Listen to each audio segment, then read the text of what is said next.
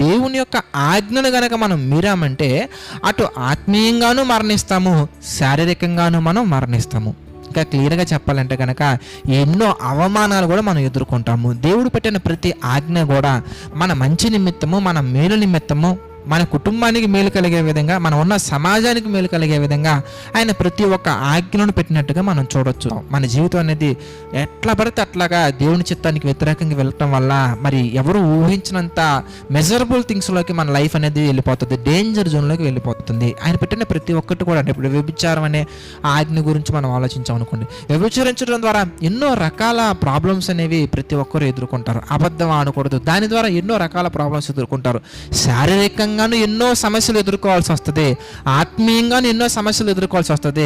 ఒకవేళ మనం గనక మన ప్రవర్తనను కాపాడుకోకుండా, దేవుడు పెట్టినటువంటి ఆజ్ఞల ప్రకారంగా నడుచుకోకుండా మనం గనక పొరపాటును గనక మనం ఒకవేళ మరణించినట్లయితే గనక నరకానికి వెళ్ళిపోతామండి.